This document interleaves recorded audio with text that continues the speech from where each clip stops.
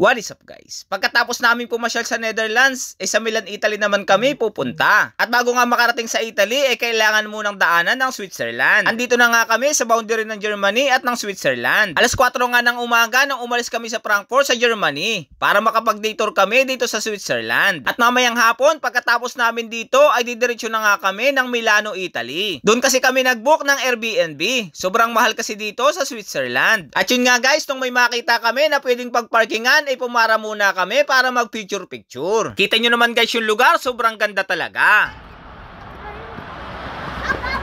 At pagkatapos nga mag-picture ay bumiyahe na kami papunta sa aming unang destinasyon dito sa Switzerland. At Panorama Bridge nga dito sa Sigriswil ang una sa aming itinerary.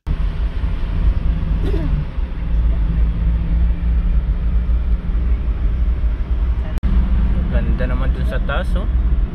Wow, ganda naman, ano. Okay, so willkommen in Sigriswil. Grabe guys, ang haba ng dinarive namin papunta dito sa taas. Pero sulit naman dahil maganda raw dito. Isa ito sa pinagshootingan ng Crash Landing on You. On the left is the playground. Okay. Just after the bridge. Yeah, they will like it very much. Thank you. See you later. At ito nga guys, yung picture ng sa Crash Landing on You. Meron daw dati dito na mas malaki. Pero 2 beses na daw ninakaw, sabi nung nagbibenta ng ticket. Oo guys, may bayad pala dito kapag tatawid. Pero libre naman ang mga bata. Tara guys, at isasama ko uli kayo. Tawid tayo dun sa kabila. Nakakatakot nga pala dito, wow. Grabe guys, oh. Grabe guys, ang view. Woo! Nakakatakot. Bumaba ka na rin pag dito, Jobet? Ha? Bumaba ka na rin dito? Hindi. Ngayon pa lang ako nakapunta dito. Ang ganda guys ng mga bahay doon sa taas, oh. Tapos sa view nyo, ganito. Kanyang kaganda. Grabe, nakakatakot tumingin sa baba, oh. Tingnan nyo. Napakataas. Mainit nga pala ngayon dito guys, kaya itong mama ko nakapayong. Kahit yung ibang Asian na nakakasabay namin, may mga dala din silang mga payong. Mga puti lang talaga ang tuwang-tuwa sa initan. Ein Slide for Lutscher, ein Slide for Horns.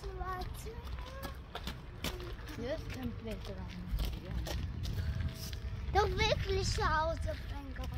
Ito pala yung sinasabi nung nagbibenta ng ticket na Panorama Restaurant. Mas maganda nga naman ang view kapag andun ka sa taas. Kita mo nga si ate, panay ang picture. Ikaw ba naman yung andun sa taas, tapos ganito yung view sa baba? Sigurado susulitin mo bawat anggulo. Kami naman sapat na kahit dito lang sa baba makapag-picture. Maganda pa rin naman ang view. O diba? Kita nyo naman guys. Napakaganda at napakalinis ng lugar. Tapos tahimik pa. Pagkatapos nga namin ay bababa na kami at pupunta na uli sa susunod naming destinasyon. Lauterbrunnen pala ang aming kasunod na pupuntahan. Kahit saan talaga tumingin, napakaganda talaga guys ng view. Talaga namang marirelax ka.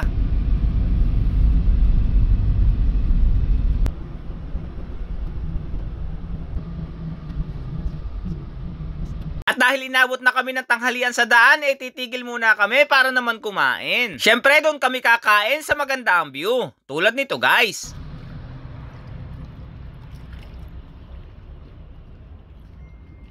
O diba ang ganda, tapos tahimik pa. Mas lalo na kaming gaganahan kumain. At pagkatapos nga namin kumain, dumiretso na agad kami para mapuntahan namin yung magagandang lugar dito sa Switzerland. Ayun, no? Yun o, daming nalipad. Paragliding. Nach 300 Metern im Kreisverkehr geradeaus nach Unterseenstraße, Weißenaustraße fahren. Kayang-kaya pala guys i-day tour itong Switzerland. Magkakalapit lang kasi yung mga tourist destination na pinupuntahan dito. Tulad nga nung Panorama Bridge sa Sigriswil, Trommelbach, Lauterbrunnen, Grindelwald, Interlaken at Iseltwald. Siyempre malawak din ang Switzerland. Yung mga sinabi ko lang ay mga tourist destination na madalas puntahan ng mga turista. Dati yung pause yung sa taas, sa kanan. Maganda Ayan. yung pause dito yung train na glass. Parking puno. At dahil puno nga ang parking sa sobrang daming tao, binabalang namin sila. At kami medyo lumayo lang ng kaunti. Ito pala guys ang Lauterbrunnen dito sa Switzerland. ang isa sa pinupuntahan ng mga tao. At pagkatapos nga namin doon ay pupunta naman kami sa Grindelwald. Nasa 30 minutes drive lang naman yung pagitan ng dalawa. Kita nyo naman guys yung dinadaanan namin. Sobrang ganda at ang sarap mag-drive dito. Sa sobrang kapal, kahit summer na, hindi pa rin natutunaw yung snow doon sa taas. Ganyan kayo? Oh, dito. Mahal? Mahal. Ito, nagpa-paragliding. Kung pupunta kayo dito guys at gusto nyo mag-paragliding, dito lang kayo pumunta sa Grindelwald. Ayun guys, naghintay lang sila, wala na namang parking. Puno na naman, napakadaming tao. Papasyal ko lang kayo dito. Ayun, makikita ninyo may nagpa-paragliding. Kita nyo ba? O hindi, malayo masyado. Galing na ako dito last year. Hindi, mga 2 years ago na pala. Winter naman nung nagpunta kami dito. Tapos nag-paragliding din kami. Napakasaya mag-paragliding dito guys. Yung nga lang talagang medyo mahal. Ayun na. Ipasyal ko lang kayo dito ng kaunti. Andito tayo ngayon sa Grindelwald sa Switzerland. Ayun na. Punta tayo dito sa taas. Dito kami nag-inquire dati nung nagpa-paragliding kami. Top of Adventure Grindelwald first. And guys, so paragliding yung prow. Dati 210 ang alam ko yung ayun, no. Ganun pa rin. 220 summer at winter. So kung gusto niyo mag-paragliding dito, pag pupunta kayo dito, ang bayad dito is 220. Ayun. Dito sa Grindelwald, meron dito 200 sa Lauterbrunnen. Ayan. Na-experience ko na yan. Sobrang saya. Kaya lang winter nun. Hindi ko alam ang view pag summer, siguro mas maganda. Dahil kulay green lahat. Ayan guys. So baba na ulit tayo. Balik na tayo sa kanila.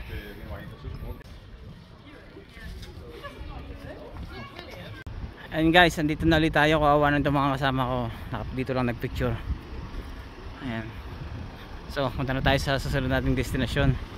Hindi na nga kami dadaan ng Interlaken at didiretso na kami sa aming huling destinasyon bago pumunta ng Italy, ang Eiseltwald. Ang Eiseltwald ang paborito ding puntahan ng mga turista, lalo na ang mga Koreano. Doon kasi sinuting yung Crash Landing on You, yung nagpapiano, yung lalaki na main character. Ano naman ang parking? Puno na naman. Buti na lang guys, dito sa aming huling destinasyon ay nakakuha kami ng parking. Tara guys, punta tayo dun sa baba. Ipakita ko sa inyo yung tulay kung saan marami nagpapapicture. At doon nga nag-shooting yung Korean TV series na Crash Landing on You. Yan, ang laki ng apple oh. Nabubulok lang. Wow. Ano? Kung may tao di, aring mo may. Laki ng apple. Ano ba? Parang nasa screen yung bundok, gawa ng Baguio, medyo pag. Dito lang. Oo. Kung hinog oh. Mga bulok lang. Mga apple. Ayun, maliliit no. Ito mga apple, maliliit na apple.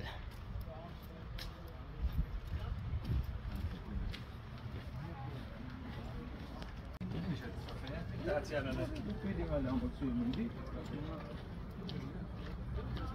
Ayun, dito guys oh. Ay, meron na nga picture ako na. Dito guys yung Crash Landing on You daw na sinasabi nila. At ito nga guys yung sinasabi ko. Marami na nga tao na nakapila para magpa-picture. Karamihan sa kanila mga Korean. At may mga Pilipino din pala na nakasabay kami na nagpunta dito. Yung isang pamilya galing ng Australia. Yung isa naman galing ng London. Sa dami nga ng tao dito na napunta, nilagyan na nila ng harang. At bago nga makapag-picture dun sa tulay, kailangan magbayad. 5 Swiss franc o nasa 327 pesos bago makapasok doon. Tapos ulitin mo na ang bawat anggulo. Yun nga lang, maraming nakapila. Kaya nakakahiya rin na magtagal. Doon guys, merong bayad oh. 5 euro, maraming pila dito sa amin oh. Oh. May tulay pa. Free. Pagkatapos nga namin sa Switzerland, ibabiyahe na kami papunta ng Milano, Italy. At kulang 4 na oras nga yung biyahe mula dito papunta doon. At hindi pa nga kami nakakalayo ay may nadaanan uli kami na magandang view, kaya naman tumigil kami. Ang sarap tumambay dito, lalo na medyo malamig ngayon. Inom-inom ka lang ng kape, talaga namang marirelax ka.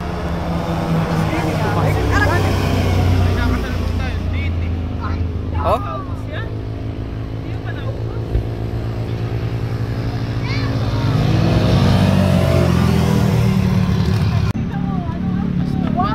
Daan eh.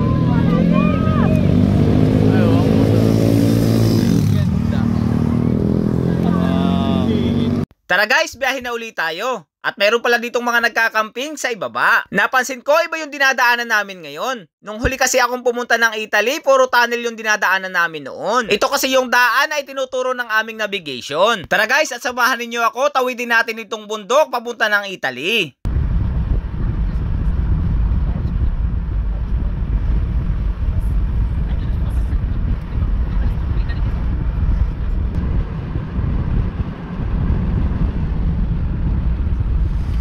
Sigurado mahaba-habang pataas ito. Buti na lang may araw pa ngayon. Kung nagkataon na inabot kami ng gabi dito, talagang nakakatakot. Bihira kasi yung dumadaan na sasakyan. At ito naman si Kuya, nagpo-photoshoot ng kanyang magandang sports car. At ang number 1 na nakakatakot dito guys, kahit hindi gabi, ay yung bangin. Kita nyo naman yung harang dun sa bangin. Hindi din makakatulong once na magkaroon ng aksidente. Ayan guys oh.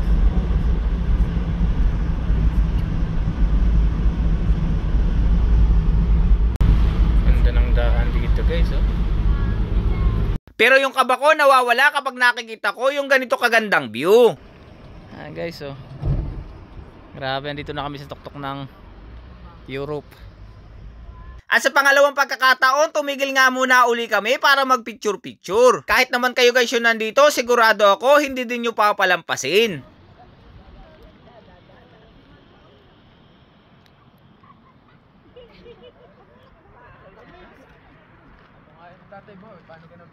At yun guys, sa wakas pababa na rin kami. Pero hindi pa rin nawawala yung kaba dahil nasa mataas pa rin kaming lugar.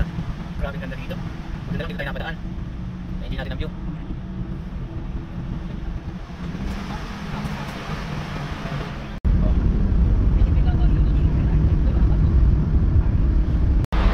Grabe. Wow.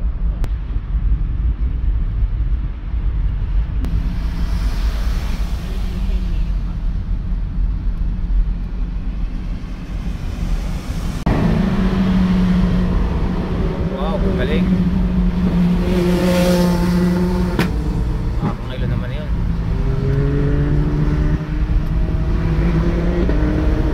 Dito na kami guys sa baba. Sa wakas.